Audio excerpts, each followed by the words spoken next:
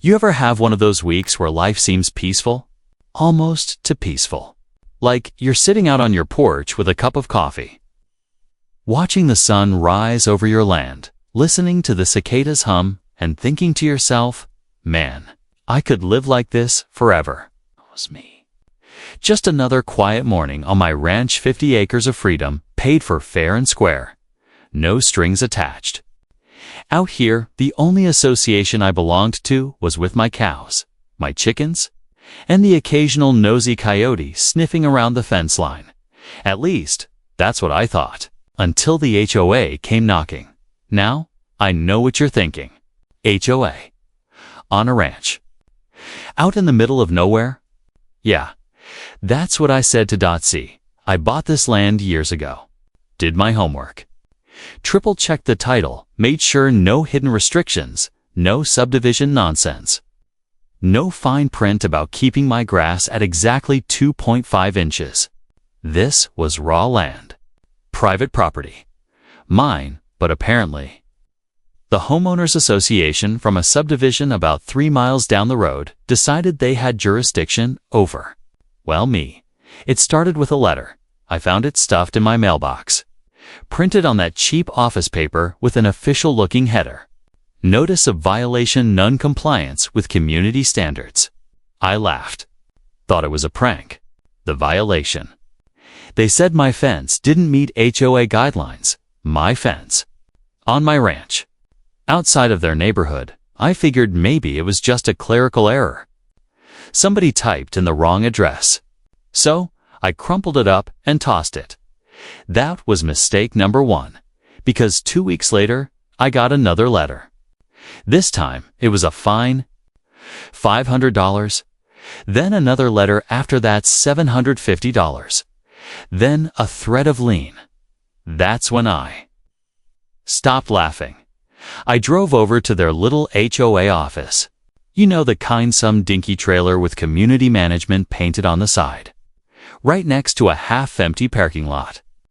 Walked in there with my boots still muddy, dictating their letter. Behind the desk sat a lady who looked like she'd been sucking on lemons her whole life.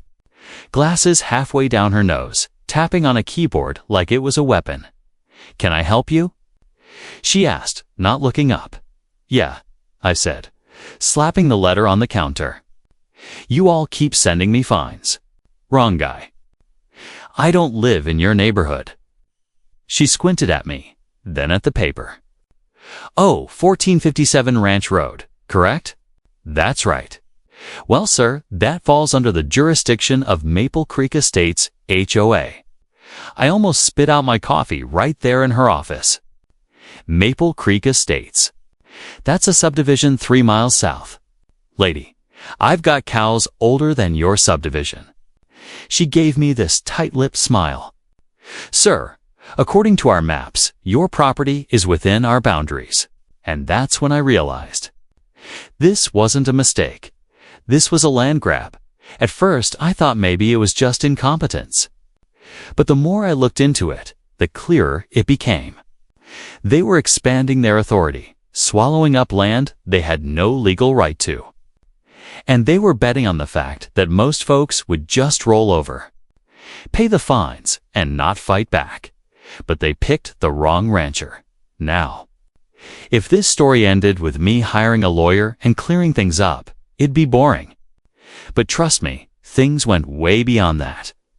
Because the next step they took wasn't more letters, it was cops. Yeah, you heard me right. One Saturday morning, I'm out back fixing a busted water line when I see flashing lights pulling up my driveway. 2 sheriff's deputies step out, hands resting on their belts, looking around like they're about to bust a meth lab.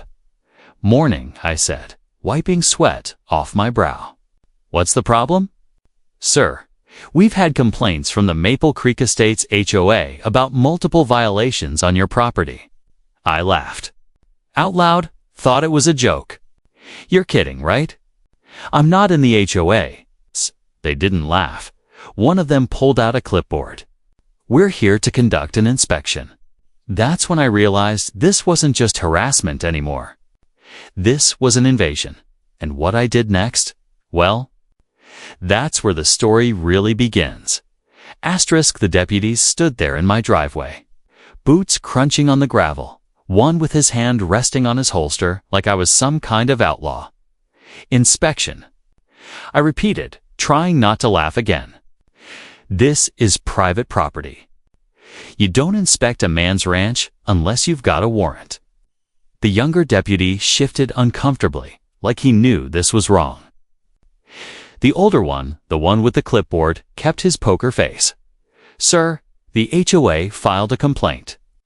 They have jurisdiction to enforce community standards. I raised an eyebrow. Community standards?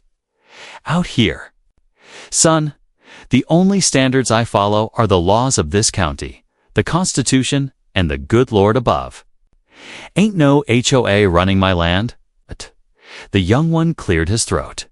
Sir, we're just here to what? I snapped. To trespass. To take pictures. To tell me how high my grass can be. Let me make this real clear. This ain't Maple Creek Estates. This is my ranch. You're standing on deeded land that never fell under your HOA, so unless you've got a judge's signature in your back pocket, you're both trespassing. Silence. Just the sound of cicadas buzzing in the distance and my old hound barking from the porch. The older deputy frowned, glanced at his clipboard, then back at me. We're going to have to report your non-compliance. I stepped closer, squaring up. Report away. But next time, bring a warrantor. Don't bring yourselves at all. The young deputy tugged on his partner's sleeve. And after a tense moment, they backed off, climbed into the cruiser, and drove down my long dirt road without another word. I stood there, watching the dust trail behind their car, heart pounding with anger.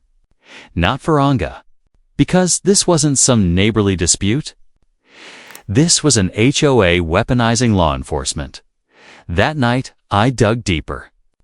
Pulled out my deed, my surveys, the legal descriptions of my land. It was all crystal clear.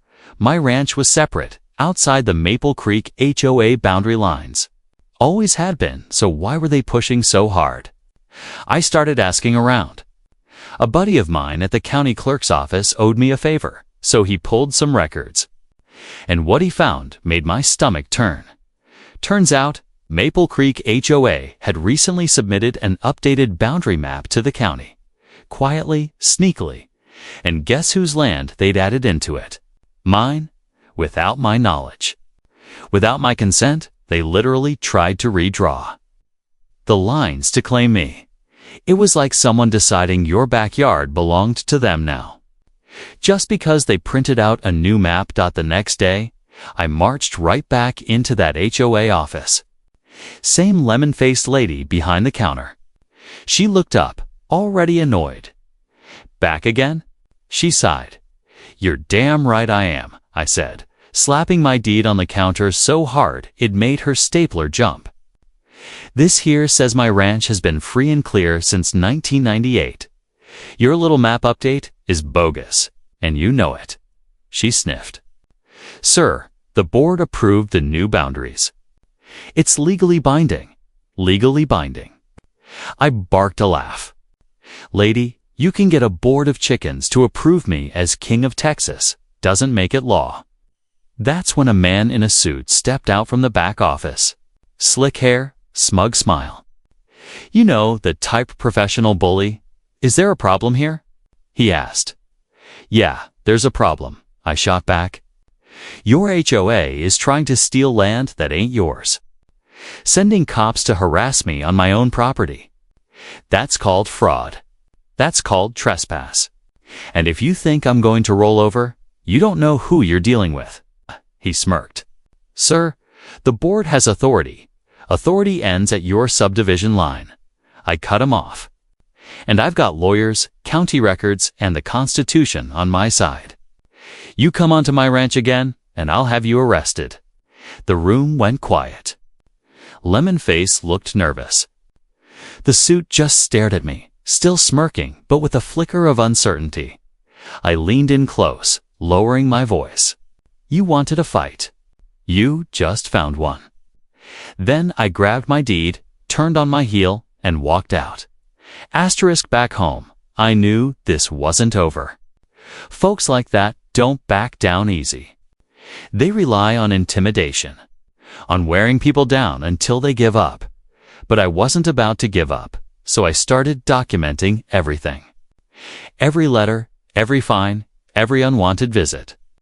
Bought a couple of trail cams and set them up at the gate.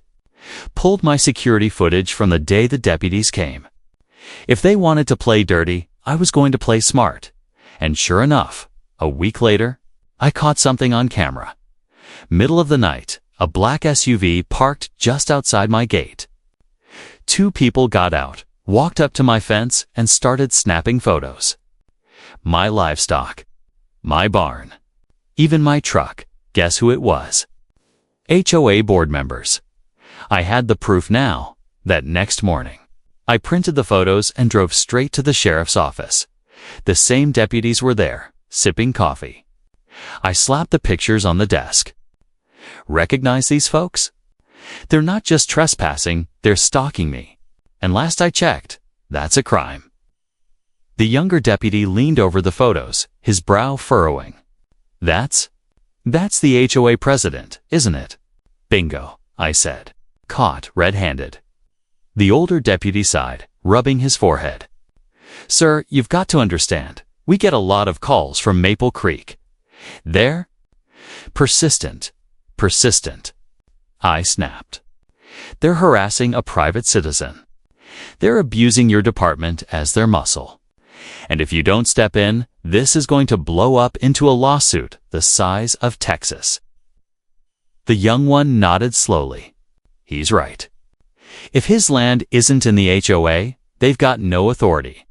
The older deputy didn't like it, but he couldn't argue with the evidence. Finally, he said, We'll look into it. Do that, I said, staring him down.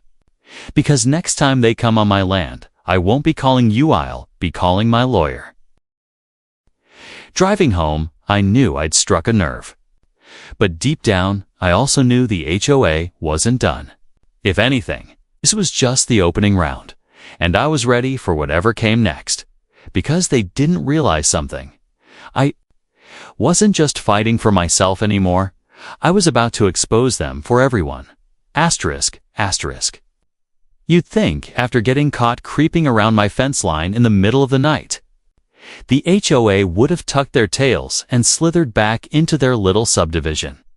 But no, the very next week, I got a thick envelope in the mail. Certified. Legal letterhead. I opened it up and nearly laughed myself sick. Notice of intent to file suit, according to Maple Creek Estates, HOA. I owed them over $15,000 in accumulated fines for known compliance. Known compliance with rules I never agreed to. From a neighborhood I never lived in, they weren't just bluffing anymore. They were trying to drag me into court. I sat at my kitchen table. Letter spread out beside my half-empty cup of coffee. My hound was asleep at my feet, tail twitching in a dream. I stared at the paper, feeling that mix of rage and determination bubbling up. You don't fight fire with fire, I thought. You fight fire with water and, sometimes, with a flamethrower of your own. I picked up the phone and called an old buddy of mine. Frank, retired attorney. Meaner than a rattlesnake, sharper than barbed wire. Frank, I said, I need a legal opinion. He chuckled on the other end. You always need a legal opinion. What's the mess this time? So, I told him the whole story. From the letters to the cops to the midnight trespassing. When I finished, he let out a long whistle. Son, they're trying to play kingmaker with a map. That's not just harassment. That's fraud. Boundary fraud. If you've got your deed, your survey, and your video evidence, they don't have a leg to stand on. Good, I said. Because they just threatened to sue me. Then let's beat them to the punch, Frank replied. You file first. Sue the HOA for harassment, trespass, and attempted land theft. Flip the script. That lit a fire in me. I wasn't just going to defend myself. We was going to go on the offensive. But before I could even set that plan in motion, the HOA tried a new trick. 3 nights later, I heard engines outside my gate. Not cars this time. Trucks. I grabbed my flashlight and walked out. 2 big black pickups sat idling by the fence. Inside, men in reflective vests were unloading wooden stakes and string. Survey markers. I shouted across the field, "What the hell do you think you're doing?" One of them hollered back, "Boundary survey." Ordered by the HOA. I stormed up to the gate, flashlight beam cutting through the dark. The HOA doesn't own this land. You set 1 stake on my property, and I'll have you charged with criminal trespass. They hesitated, looked at each other. One pulled out his phone like he was waiting for instructions. Finally, they climbed back in the trucks and drove off. Tires spitting gravel. My trail cams caught the whole thing. By now, it was clear. Maple Creek wanted my ranch. But why? Why all this effort, all this dirty business, just to pull me under their little HOA umbrella? The answer came the next day. A neighbor from a mile down the road stopped by. Old rancher, salt of the earth type. He leaned against my fence and said, "You heard about the highway project." "What highway project?" I asked. "They're planning to run a bypass right past Maple Creek. Land values are about to triple. And word is, the HOA has been cozying up with developers." It hit me like a ton of bricks. Developers, expansion, money. My ranch sat right on the edge of where that bypass was supposed to run. If they could fold my land into their HOA, they'd have leverage. They could control development. Maybe even force me to sell. This wasn't about fences or grass, or some petty violation. This was about millions of dollars. That night, I sat on the porch, staring out over my fields. The moon cast silver light across the grass, my cattle moving slow and quiet. And I thought to myself, they want to play dirty. Fine, but I can play dirtier. The next morning, I called Frank again. They're after my land because of a highway project. What's my move? Frank chuckled. Simple. You shine a light on them. HOAs hate sunlight. File your lawsuit. Call the county. Call the press. Expose the whole scheme. I grinned. Sounds like a plan. Before I could file anything, though, the HOA made another move. A process server showed up at my gate, dressed in a cheap suit, holding a manila envelope. "Mr. Daniels," he asked. "That's me. You've been served." He shoved the envelope into my hand, turned on his heel, and left.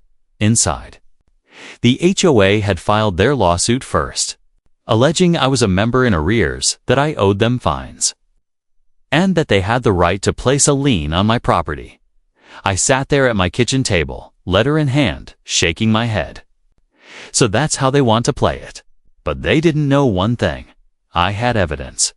Not just paperwork, photos, videos, witnesses, and a buddy named Frank, who knew how to dismantle lawsuits like a mechanic tearing apart an old engine. If Maple Creek thought they were going to drag me into court and steamroll me, they had another thing coming.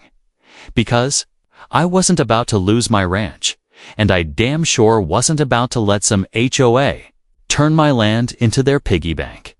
The first hearing was set for 3 weeks out. In the meantime, the HOA doubled down. More letters. More threats. More cars idling at my gate late at night, taking pictures like they were casing the place. But I kept recording, kept documenting. Built a file so thick it could have been used as a doorstop. And I started thinking ahead. This wasn't just about me anymore. If Maple Creek was bold enough to pull this stunt with me, how many other landowners had they pulled it on? How many others had caved? I was about to find out, because if they thought this fight was just going to stay between me and them, they were dead wrong. Asterisk, asterisk, courtrooms are strange places. They've got this smell. like old books and floor wax that sticks in your nose. They're supposed to be temples of justice, but if you've been in enough of them, you know it's really just another kind of arena. A place where the loudest, smartest, or dirtiest fighter usually wins. And that morning, as I walked into the county courthouse with my folder of evidence tucked under my arm, I knew exactly what kind of fight I was stepping into. The HOA was already there.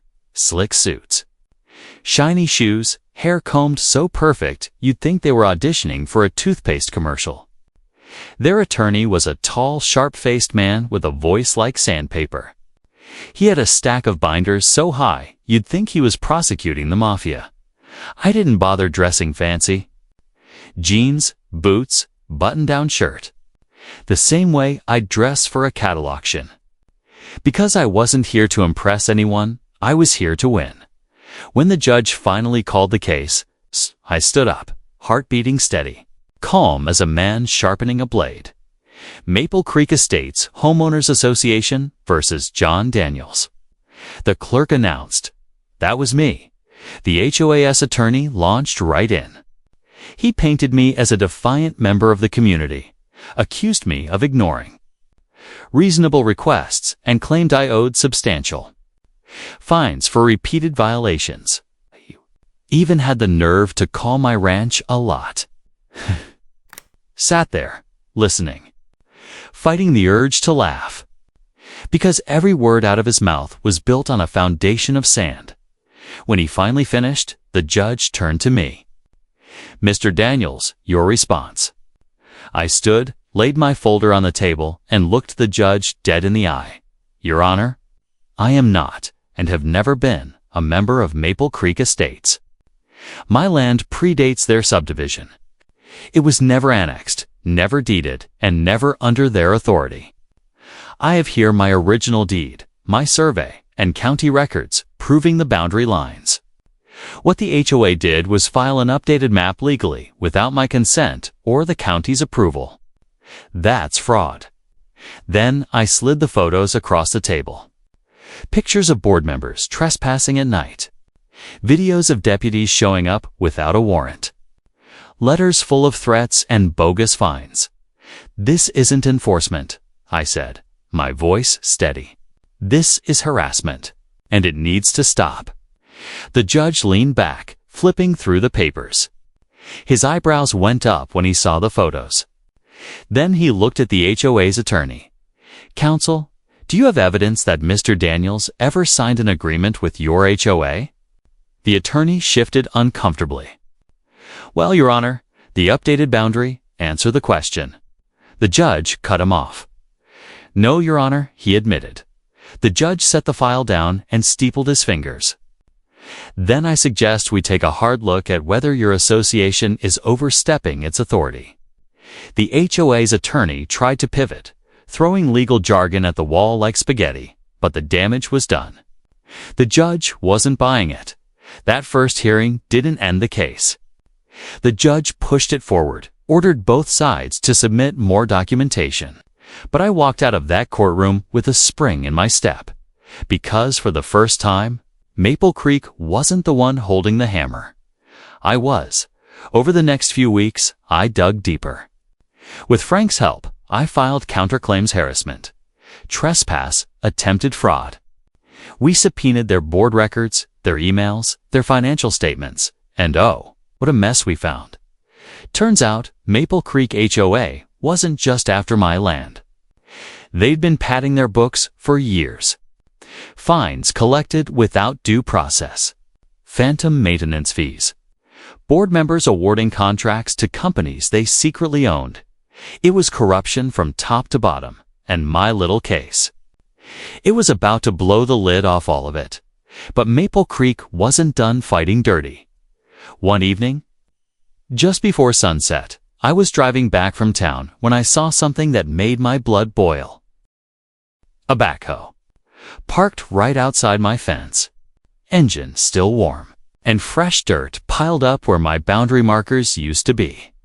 They'd tried to move my fence line. I slammed the truck into park, jumped out, and stormed over. Fresh tire tracks led straight from the road to my field. Somebody had dug up my survey stakes and tossed them aside like garbage. I picked one up, brushed off the dirt, and felt my jaw clench. This wasn't just harassment anymore. This was theft in progress. I pulled out my phone, snapped pictures, called Frank, and then called the sheriff. When the deputy arrived, was the same younger one from before. He looked at the backhoe, looked at the torn-up ground, and whistled low. "Yeah," he said, scratching his head. "This is bad." "You're damn right it's bad," I said. "That's felony vandalism. And if you dig deeper, probably conspiracy too." He nodded. "I'll file the report. But you know they're going to claim it was a mistake." I shoved the survey stake into the ground like planting a flag. Then it's the kind of mistake that's going to cost them dearly. By now, the story was spreading. Word travels fast in small towns. Folks at the feed store started asking me about the HOA fight. Neighbors stopped by with their own stories: harassment, bogus fines, threats of liens. It wasn't just me. Maple Creek had been pulling this stunt for years, and suddenly people weren't whispering anymore. They were angry. That's when a local reporter showed up at my gate. Young woman, notebook in hand, eager eyes. "Mr. Daniels," she said, "I hear you're fighting the HOA. Mind if I ask a few questions?" I smiled. "Ma'am, you can ask as many as you like. The whole county deserves to know what they're up to." So I told her everything. Showed her the letters, the videos, the survey stakes. By the time she left, she had a story hotter than a prairie fire. And when it hit the front page of the county paper, all hell broke loose. The HOA called an emergency board meeting. They sent out press releases calling me a liar, saying I was misrepresenting facts. But the photos, the videos, the legal documents, they didn't lie suddenly. I wasn't just one stubborn rancher fighting alone. I had the community on my side, and Maple Creek. They were on the ropes. Asterisk, asterisk, if you've ever kicked over an anthill, you know what it looks like when 1,000 angry little bodies scramble in panic. That's exactly what Maple Creek HOA looked like after the newspaper ran the story. The article hit the stands on a Thursday morning. Big, bold headline across the front page. Rancher says HOA overstepped boundaries, literally. It had pictures of my fence. The backhoe, even a grainy still shot from my trail cam showing board members sneaking around at night. The reporter quoted me directly. "This isn't about fences. This is about freedom. You don't get to steal a man's land with paperwork and intimidation." By lunchtime, my phone was buzzing nonstop. Neighbors, old friends, folks I barely knew. Some were calling to back me up. Some were calling to tell their own stories. And some were calling to say, "You'd better watch your back. John, you just painted a target on it." That evening, I sat on my porch with a cold beer, listening to the cicadas and watching headlights crawl past on the distant highway. My hound was sprawled at my feet, snoring. For a brief moment, I felt a sliver of peace. But peace doesn't last long when money's on the line. The very next day, the HOA lawyer filed an emergency motion. They wanted a gag order. Claimed I was slandering them, stirring up trouble, damaging the reputation of a respectable community organization. I almost choked on my coffee when Frank read it to me over the phone. "Respectable," I said. "These people sneak around in the dark and dig up boundary stakes." Frank just chuckled. "Don't worry. They're panicking. Gag orders are Hail Mary plays, and judges don't like them. Still, the message was clear. They wanted to shut me up, and that told me something else. Sif, they were that desperate to silence me." Then the reporter had struck a nerve. A few days later, she came back, pulled up in a dusty sedan, notebook in one hand, recorder in the other. "I think there's more to this story than just your ranch," she said, eyes sharp. "Mind if I dig deeper?" I leaned against my fence, arms crossed. Dig as deep as you want. Just be ready for snakes. She grinned. Snakes don't scare me. So I handed her copies of the documents Frank and I had dug up: financial records, contracts, minutes from board meetings. She flipped through them right there on the hood of her car, eyebrows climbing higher with every page. This is corruption, she said. Yep, I nodded. And they've been getting away with it for years. She looked up at me, eyes blazing with the kind of fire only reporters get when they smell a real story. Then let's burn it down. Over the next week, she started connecting dots. Turns out, the HOA president had ties to a developer.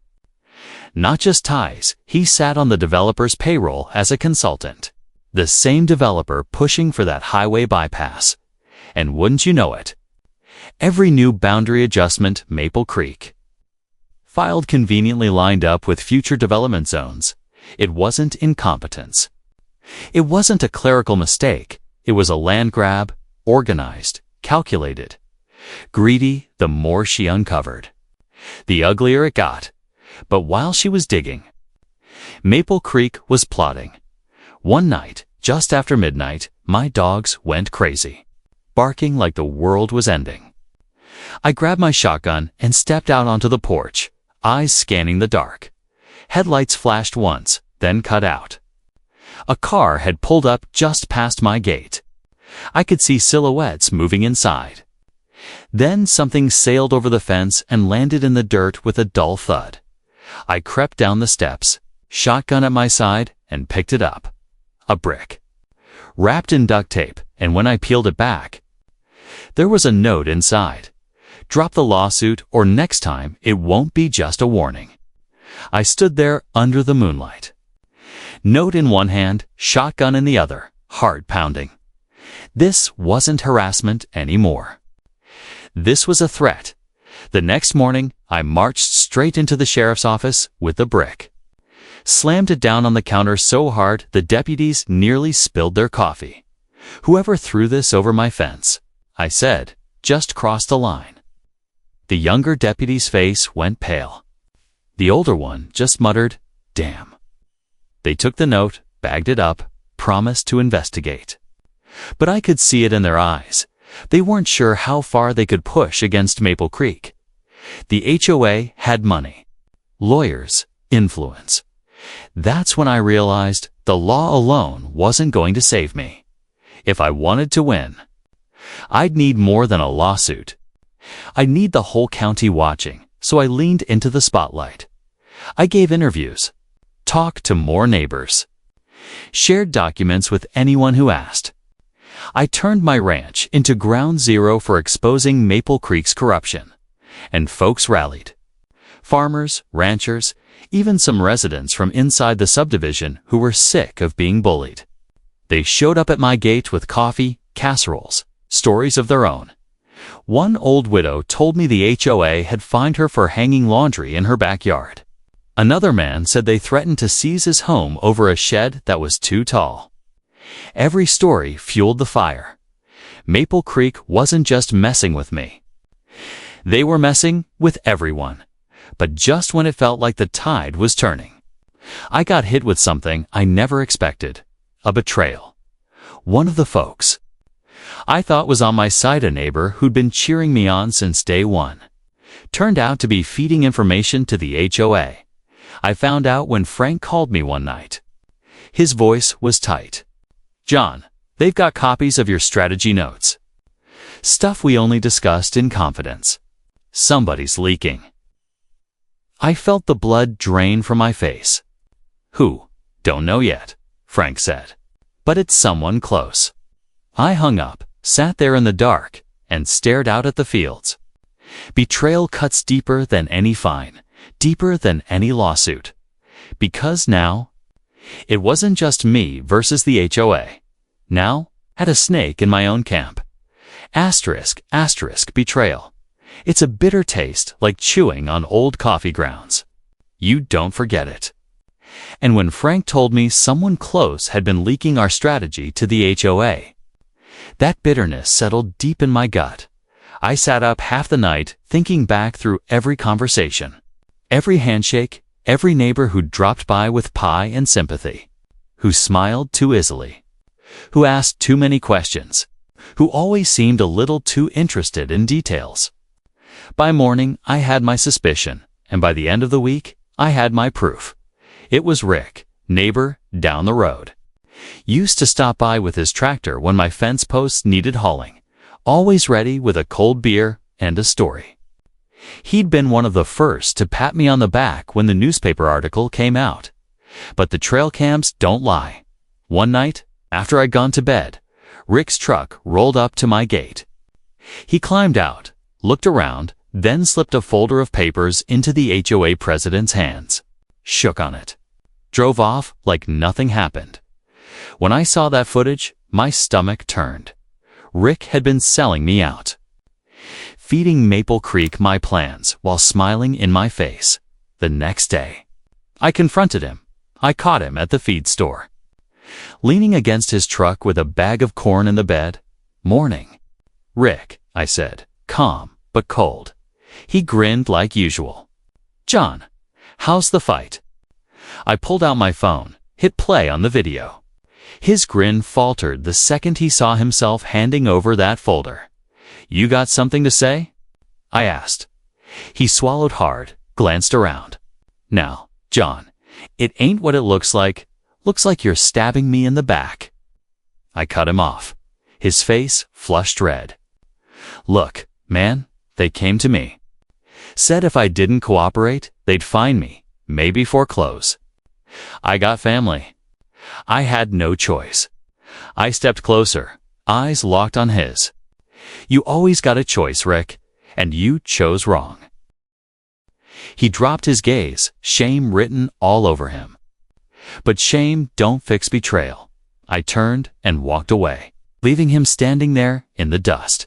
That night, I called Frank, told him about Rick, told him about the video. He sighed. "Doesn't surprise me. HOAs thrive on fear. They dangle threats like bait, and folks bite. But we can use this. Shows they're intimidating witnesses, coercing neighbors. Judges hate that." "Good," I said, "because I'm done playing defense." A week later, the HOA made their boldest move yet. I was working the pasture when I heard engines roaring up the road. Not one, not 2-3 trucks. They rolled up with flashing amber lights, the kind contractors use. Out jumped a crew in hard hats armed with blueprints and spray paint. "What's this?" I shouted, walking toward the gate. One of them waved a clipboard. "Roadwork, ordered by Maple Creek HOA. Easement expansion. Easement." I barked, "This is my driveway." They ignored me, started marking the ground, spray painting lines like they were about to carve up my land. I stepped in front of them, voice rising. "Touch that dirt and you'll regret it." The foreman sneered. "You got a problem? Take it up with the board. We're just following orders." I raised my phone, hit record. Good. Now the whole county can see exactly who's trespassing. They hesitated, muttered among themselves, then packed up and left, but not before one spat on the ground at my boots. The message was clear. The HOA wasn't just threatening anymore. They were moving in by now. The pressure was unbearable. Letters piling up, threats escalating. Neighbors whispering about the fight like it was a Saturday night drama. But I wasn't backing down. I met with the reporter again. Gave her the footage of Rick, the attempted roadwork, the brick with the note. She just shook her head, jaw tight. "They're digging their own grave," she said. "Let's make sure they fall in," I replied. The next court date came fast. This time, the gallery was packed. Neighbors, reporters, even folks from outside the county. Everyone wanted to see the showdown. The HOA's attorney strutted in like a peacock, briefcase in one hand, smirk plastered on his face. He thought the pressure, the threats, the betrayal would have broken me by now. But when the judge banged his gavel, I was ready. Frank and I laid out everything. The trespassing, the fraudulent maps, the intimidation, even the footage of Rick being coerced into spying. Piece by piece, the picture came together. Maple Creek wasn't a community organization. They were a cartel in khakis, using fear, fraud, and influence to grab land and silence opposition. When we finished, the courtroom was dead silent. The judge leaned forward, eyes narrowed. "Counsel, what exactly is your association doing here?" The HOA's attorney stammered, shuffled papers, tried to dance around the evidence.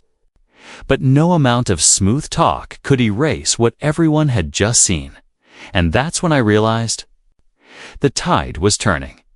After the hearing, as I walked out into the sunlight, a crowd of neighbors gathered around me. Some clapped me on the back. Some shook my hand. And one old rancher, eyes hard as flint, said, "Keep going, son. You're not just fighting for you anymore. You're fighting for all of us." I nodded, feeling the weight of his words. Because he was right. This wasn't my fight anymore. This was a war. And I was leading it. Asterisk, asterisk, you ever notice how a storm doesn't come all at once? First, the wind shifts. Then the air gets heavy. Birds go quiet. And before you know, lightning cracks, the sky wide open. That's how things felt after the last hearing. The courtroom had shifted the balance. Folks were rallying to my side. The HOA's lawyer looked rattled for the first time. Even the judge seemed skeptical of their games, but Maple Creek wasn't about to roll over. No, sir. They were just getting meaner. It started with sabotage one morning. I rode out to check the cattle and found the water trough bone dry. Odd, since I'd filled it just the evening before. Walked the line back to the well only to find the main valve had been shut off, padlocked with a brand new lock I didn't put there. I cut it open, turned the water back on. But the message was clear. Someone had been on my land. A week later, I woke to the smell of smoke. Ran outside, heart pounding, only to find one of my hay bales smoldering. Someone had tried to set it ablaze, but didn't stick around long enough to see it catch. Could have been vandals. Could have been coincidence, but deep down, I knew. This was Maple Creek's way of telling me, back down or we'll scorch you out. Word spread fast. By now, I couldn't go into town without someone stopping me. The fight had become the talk of every diner, feed store, and gas pump in the county. Some folks offered help. Some warned me to be careful. And some were scared stiff. One neighbor pulled me aside outside the post office. "John," he whispered, glancing over his shoulder. "They've been pressuring us too. Raising fees, sending letters. But if I speak out, they'll ruin me." I put a hand on his shoulder. "That's what they want you to believe. But if we stand together, they can't ruin us all." He didn't answer. Just gave me a haunted look and walked away. But not everyone was afraid. A few brave souls started showing up at my ranch. Folks who'd had enough of the bullying. They brought casseroles, tools, even just a pair of hands to help mend fences. We'd sit on the porch at night swapping stories, laughing, plotting the next move. Pretty soon, it wasn't just my fight anymore. It was a movement. Of course, movements attract attention, and not always the good kind.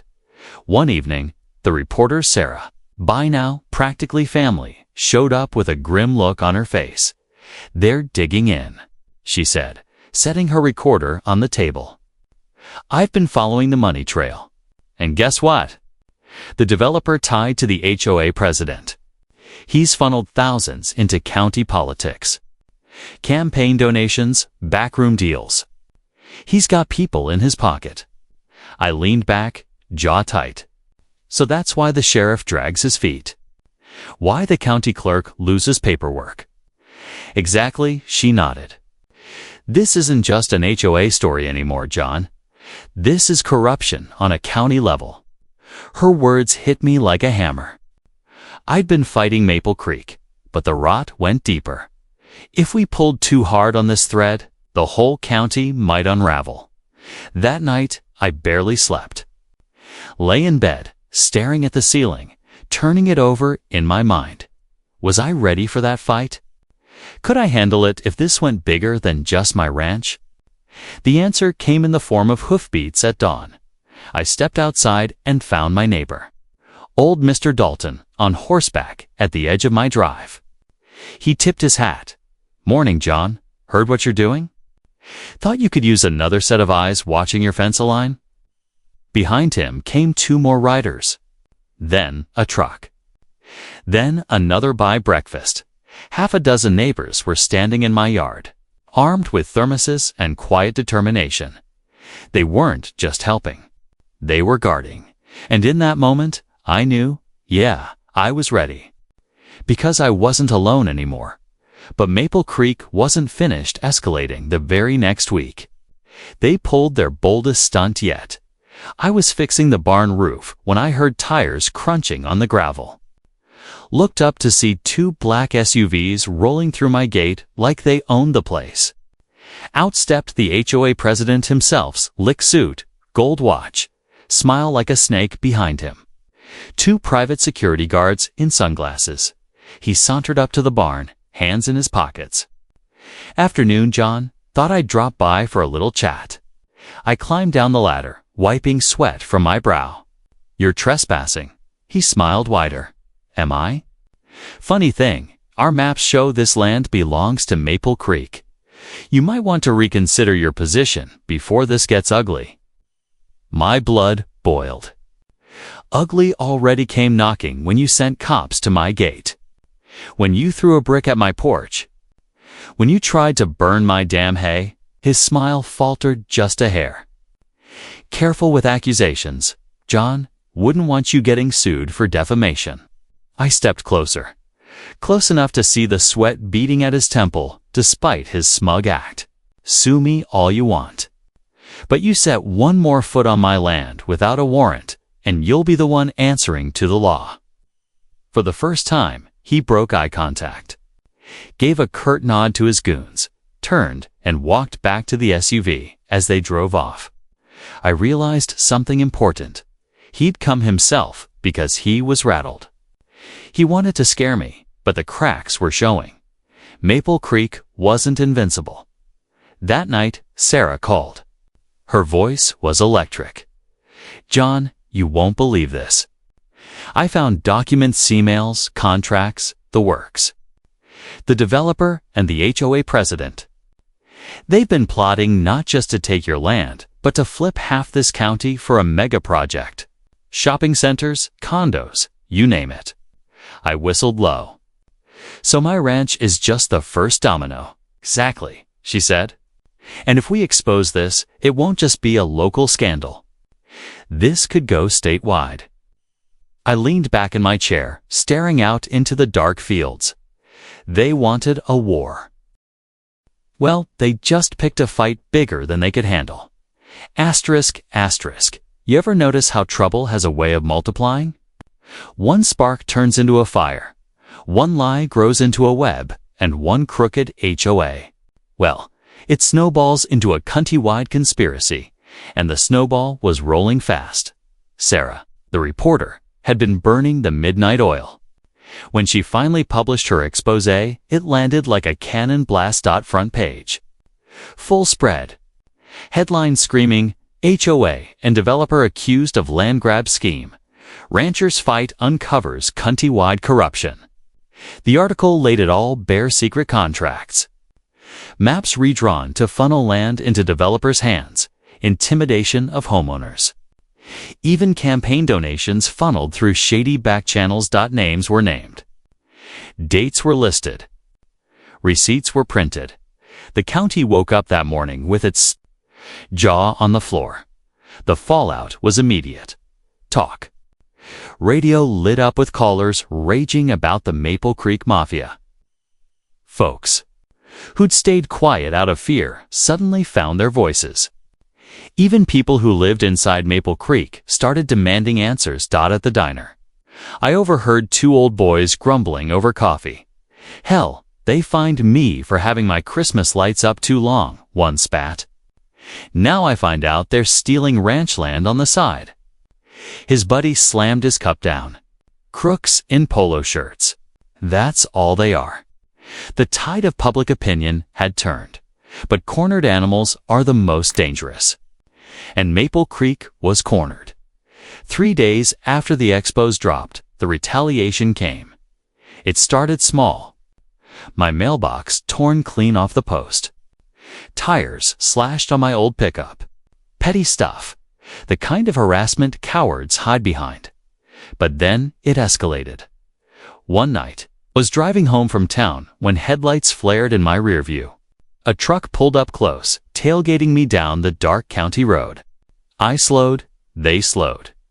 I sped up, they matched me. Then, dash, bam. They rammed my bumper, my truck fishtailed, gravel spraying.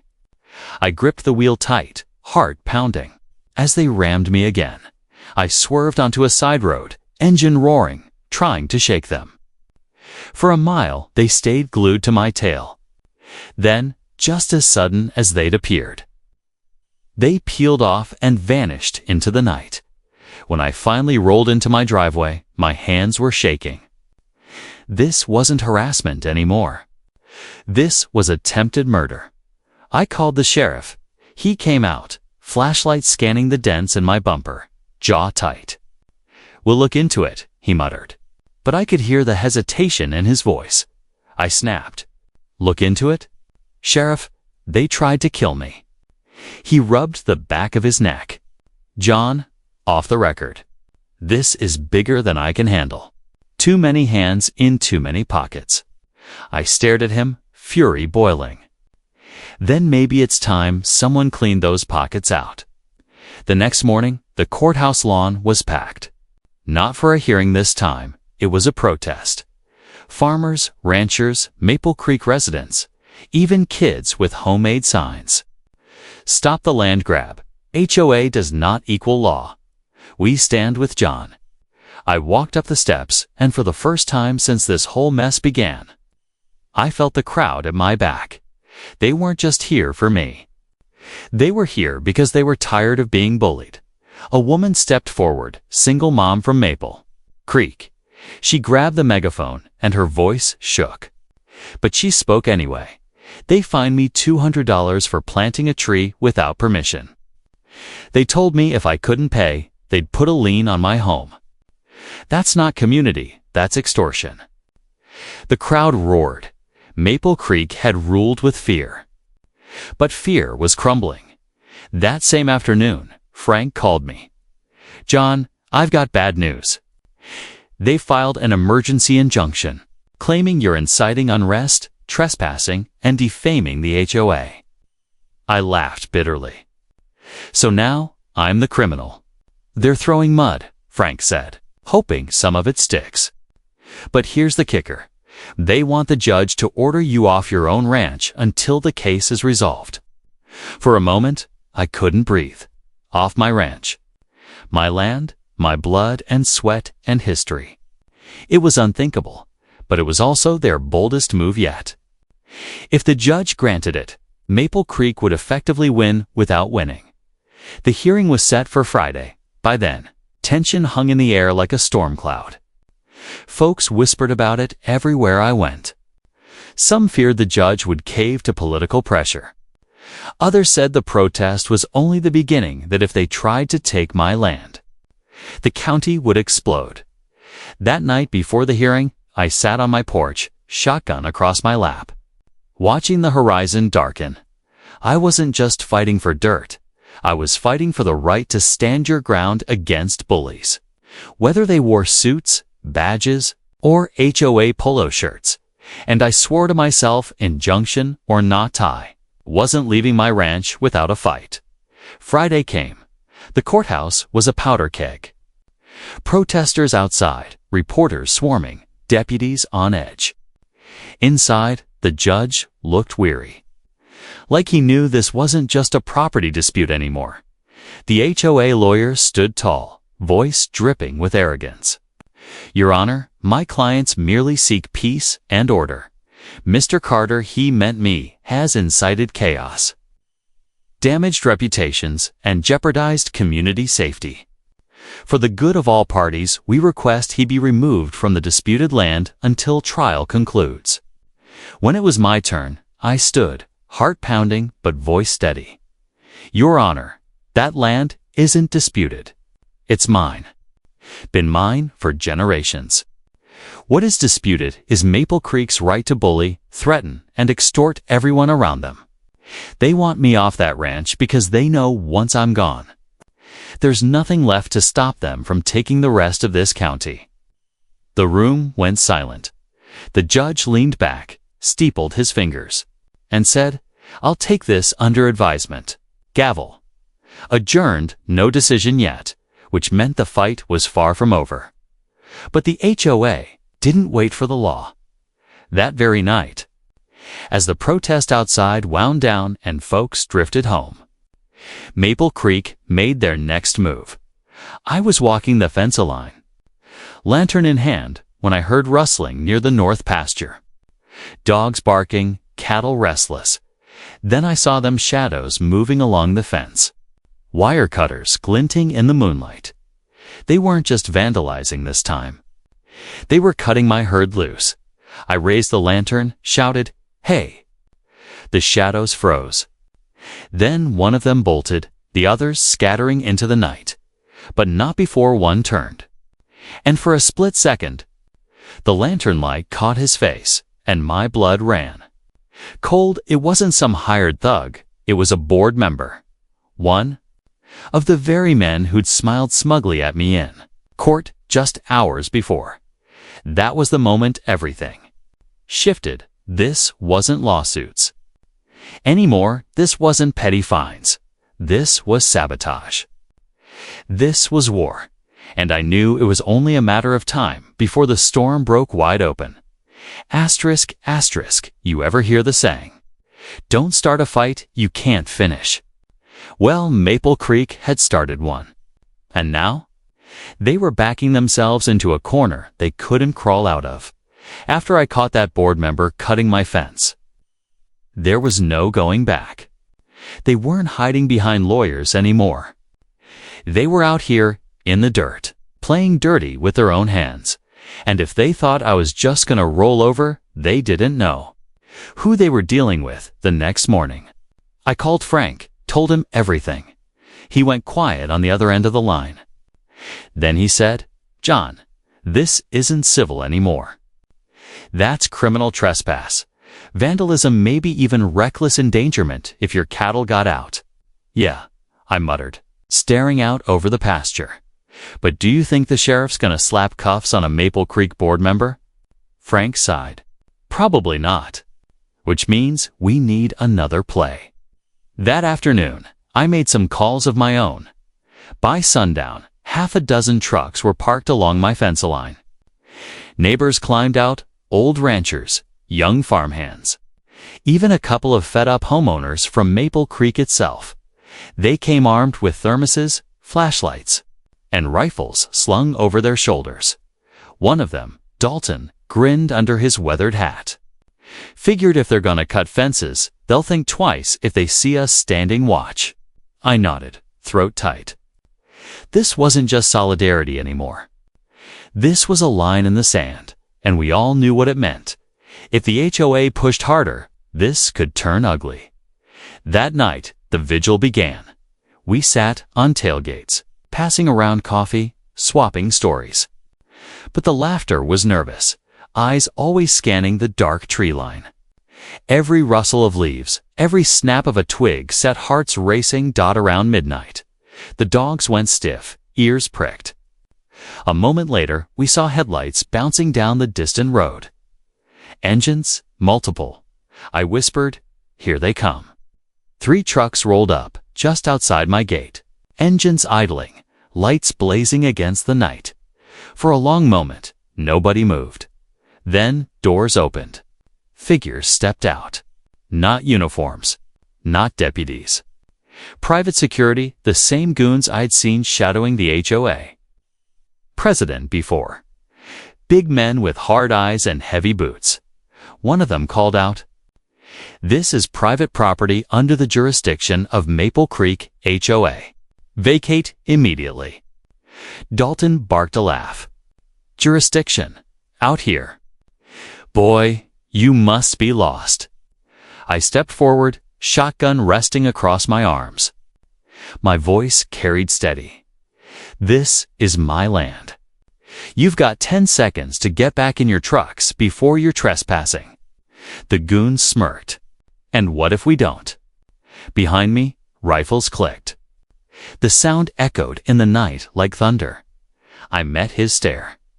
Then you'll find out what happens when you mess with a rancher on his own ground.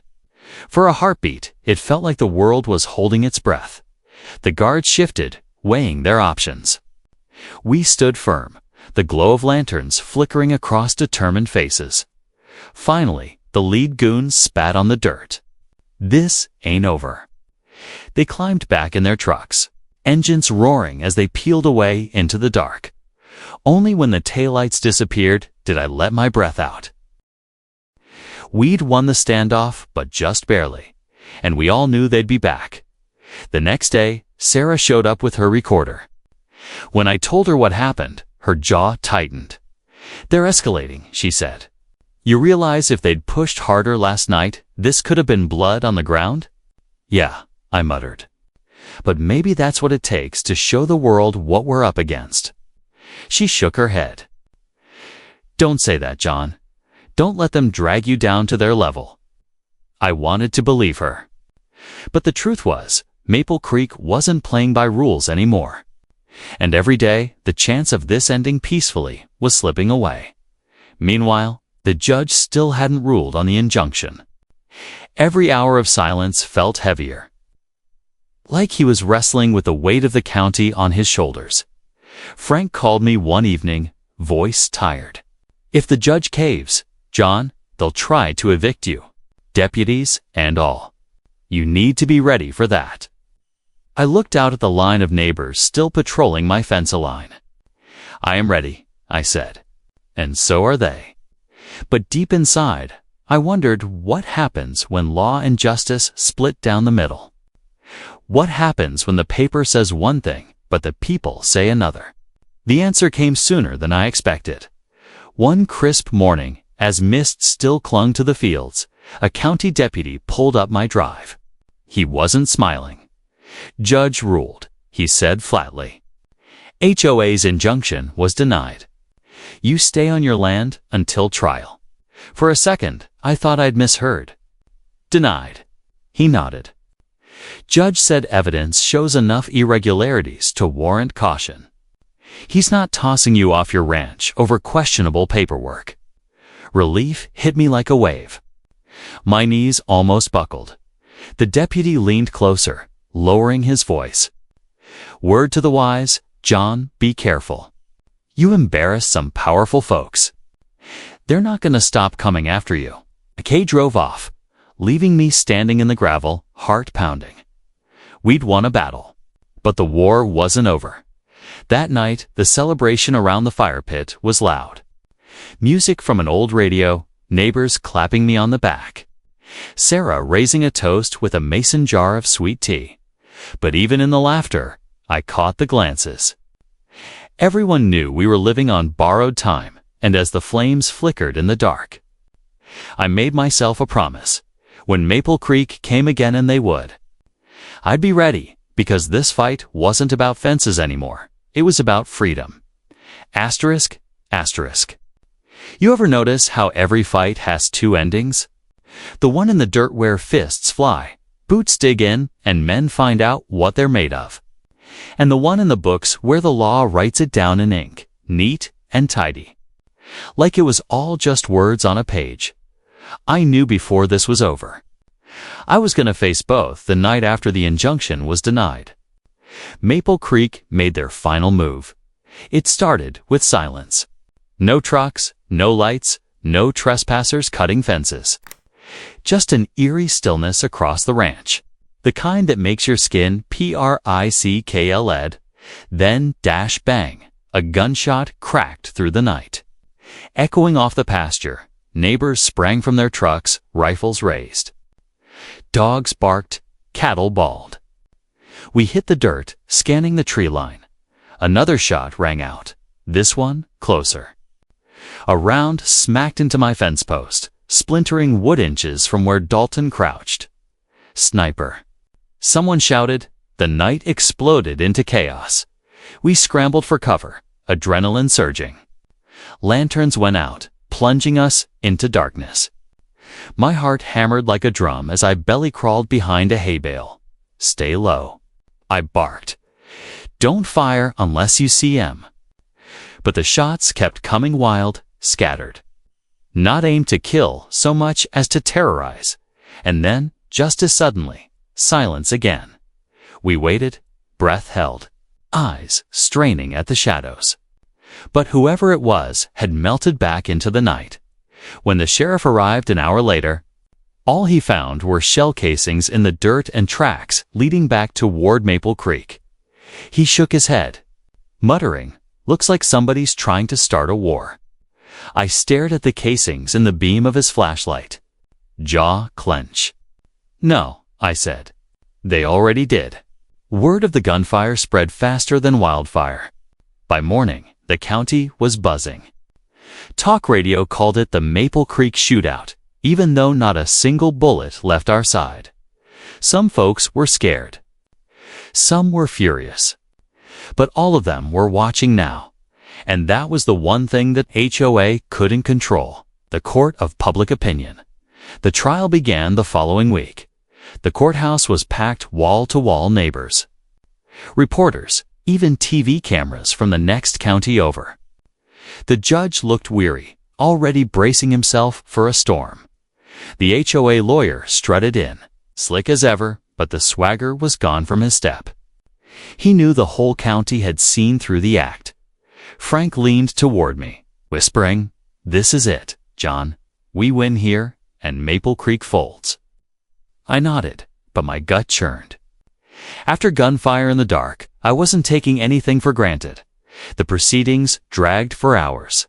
The HOA's lawyer tried everything, claimed my maps were fake, claimed the reporter was biased, even tried to paint me as a dangerous radical inciting militia activity.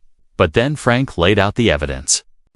The forged plats, the secret contracts, Sarah S. expose tying the president to the developer, and finally, the footage of their own board member cutting my fence. The courtroom went dead silent. The judge's gavel cracked. Order. He barked, though his face said plenty by the time closing arguments came. Everyone in that room knew the truth. Maple Creek had been caught red-handed. When the judge finally spoke, his words felt like thunder rolling across the plains. This court finds the defendant's claim valid. The ranch in question is his lawful property. The injunction is permanently denied. Furthermore, evidence of fraud and intimidation by the Maple Creek Homeowners Association will be referred to the State Attorney General for criminal investigation. Gasps rippled through the room. The HOA lawyer's face drained white. I just stood there, fists clenched at my sides, barely able to breathe. We'd done it, we'd won. Outside, the courthouse steps erupted in cheers. Neighbors lifted me onto their shoulders like some kind of folk hero. Though I just laughed and shook my head. "This ain't about me," I shouted over the noise. "This is about standing up when bullies try to take what's yours. This is about telling them they don't own us. Not now. Not ever." The crowd roared, and for the first time in months, I felt the weight lift off my shoulders. But victories come with scars. The ranch is still healing. Fences to mend, cattle spooked by nights of chaos. Some neighbors are still wary, wondering if Maple Creek Corp, the developers behind them, will try again under another name, and me. I still sit on my porch most evenings, shotgun leaning by the door. Eyes on the horizon, not because I'm afraid, because I've learned that freedom's a fence. You gotta keep mending. A few weeks later, Sarah stopped by. She had her recorder in hand, but this time she clicked it off. "John," she said, "how do you want your story to end?" The article, the book whatever, comes next. What's the last line? I thought about it. About the brick on my porch, the headlights chasing me down, the gunshots in the night. About neighbors who found their courage, and an HOA that crumbled when the light hit it. Finally, I said, write this. They came for one rancher, but they woke up a whole county. And when folks stand together, no HOA in the world can stop them. She smiled, scribbled it down, and for the first time, I believed this fight was really over. So if you're listening, hear me plain. Don't let anybody tell you a piece of paper can take your freedom. Don't let fear keep you quiet. And if they ever come knocking on your door, remember my story. Remember that bullies in suits are still bullies. And remember that, sometimes, just sometimes, the little guy wins. Asterisk, asterisk, and ... That's a wrap. A huge thank you to everyone for watching. This channel is nothing without this amazing community. If you have ideas for future videos, drop them down in the comments below. As always, subscribe if you're new here. Until next time, take care.